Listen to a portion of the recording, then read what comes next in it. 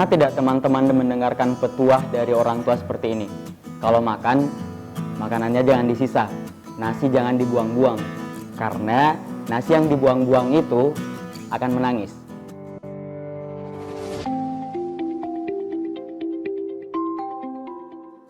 Assalamualaikum warahmatullahi wabarakatuh. Teman-teman sekalian, bertemu lagi di rubrik budaya Sekolah Bahasa Bola Sugi. Di video sebelumnya, kami sudah membahas tentang kelapa dan maknanya untuk orang Sulawesi Selatan. Di video kali ini kami akan membahas sumber pangan yang lain yang juga sangat dihargai dan sangat vital perannya dalam kebudayaan orang Sulawesi Selatan. Yang kami akan bahas itu adalah padi. Padi yang kita olah menjadi beras dan dimasak menjadi nasi dan olahan beras yang lainnya. Di ritual-ritual hajatan-hajatan orang Sulawesi Selatan, beras ini akan selalu dijumpai, baik dalam bentuk beras itu sebagai kelengkapan acara atau olahannya dalam berbagai bentuk, misalnya olahan ketan berbagai warna dan beberapa olahan lainnya. Lalu kemudian, mengapa padi, beras ini menjadi sangat simbolis bagi orang Sulawesi Selatan? Salah satu narasi yang berkembang khususnya dalam masyarakat Bugis itu memang erat kaitannya dengan beras, karena memang ada satu kisah yang menceritakan tentang bagaimana awal mula beras tersebut.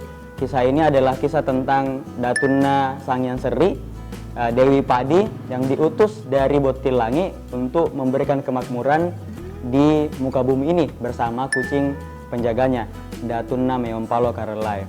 Nah, kemudian di bagian yang lain kita selalu temui dalam kehidupan orang Sulawesi Selatan untuk memulai berurusan dengan padi ini, semuanya punya ritual dan punya tata perilaku di dalamnya. Misalnya pada saat orang Sulawesi Selatan mulai mau melakukan tanam, itu ada beberapa rentetan acara.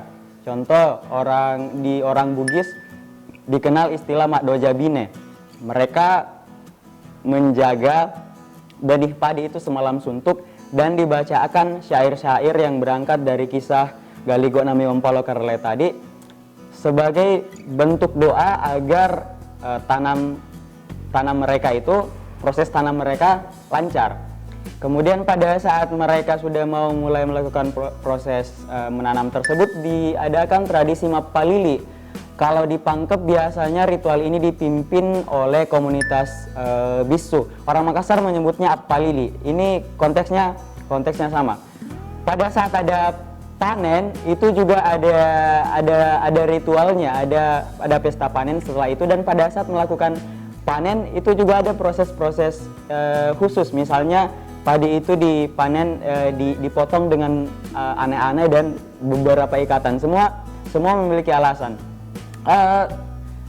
Juga pada saat padi setelah dipanen ini, beberapa bagian yang tidak diolah untuk diproses menjadi beras itu akan disimpan di tempat khusus di dalam rumah panggung biasanya yang namanya rakyang. Itu semacam loteng di atas ruang tengah rumah dan padi disimpan di situ. Secara teknis, supaya padi ini tidak membusuk kalau dicampur dengan buah-buahan atau sayuran yang lain. Tapi secara filosofis, karena memang ini dianggap sebagai tumbuhan yang dihormati dan ditempatkan pada tempat yang tinggi, seperti itu.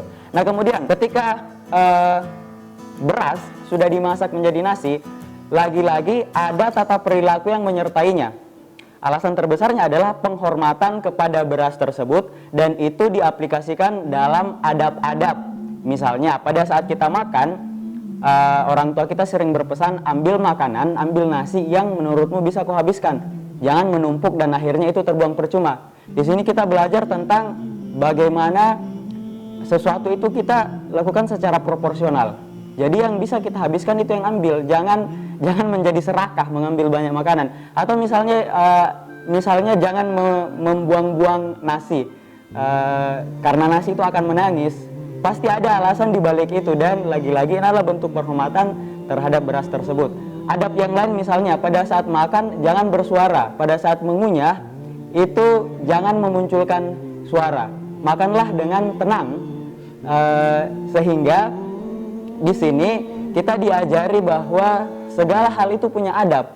Bahkan untuk makan itu ada adabnya, dan itu yang akan menunjukkan bagaimana kita beradab atau tidak. Misalnya, lagi-lagi ini adalah bentuk penghormatan terhadap beras tersebut dan diaplikasikan dalam bentuk ritual, bahkan dalam hal-hal praktis sehari-hari. Kalau ritual mungkin sifatnya musiman, karena tidak setiap hari orang menanam, tidak setiap hari orang memanen padi. Tetapi kalau seperti makan dan yang dimakan itu adalah nasi, maka ada tata perilaku yang menyertainya. Sehingga inilah kenapa kemudian beras, padi memiliki fungsi tersendiri, memiliki posisi tersendiri dalam konteks kebudayaan masyarakat Sulawesi Selatan. Di daerah lain yang terkenal juga sebagai lumbung padi, tentu hal-hal serupa berlaku. Misalnya bagi orang Baduy atau komunitas adat Cipta Gelar di Jawa Barat.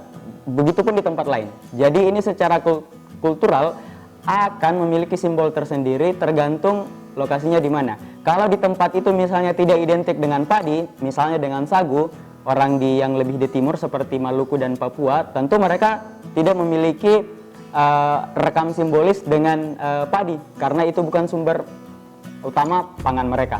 Nah, baik, di sini kita bisa bilang bahwa persoalan padi bukan cuma soal pangan, bukan cuma soal perut, tapi tentang kelangsungan peradaban. Kita bisa bayangkan apa yang akan dibanggakan oleh bangsa Indonesia kelak sebagai bangsa agraris yang sering kita dengung-dengungkan kalau misalnya sawah habis satu persatu dan ditanami dengan beton atau digantikan dengan industri yang lain. Bisa kita pastikan bahwa narasi kebudayaan yang berkaitan dengan padi juga akan hilang ketika sawah hilang, ketika tidak ada lagi orang yang bertani. Kira-kira seperti itu. Terima kasih sudah menyimak rubrik budaya Sekolah Bahasa Blausigi. Pada bagian kali ini itulah yang sempat kami sampaikan tentang beras. Teman-teman bisa menyampaikan referensi lain yang berhubungan dengan beras dan hubungannya dengan konteks kebudayaan orang Sulawesi Selatan. Begitupun dengan teman-teman dari luar Sulawesi Selatan, tentu memiliki tafsiran sendiri atau mungkin ada hal yang sama atau secara umum sama dengan apa yang dipahami oleh masyarakat Sulawesi Selatan. Terima kasih sudah menyimak. Mohon maaf untuk segala kekurangan. Kurus semangat. Salam Assalamualaikum warahmatullahi wabarakatuh.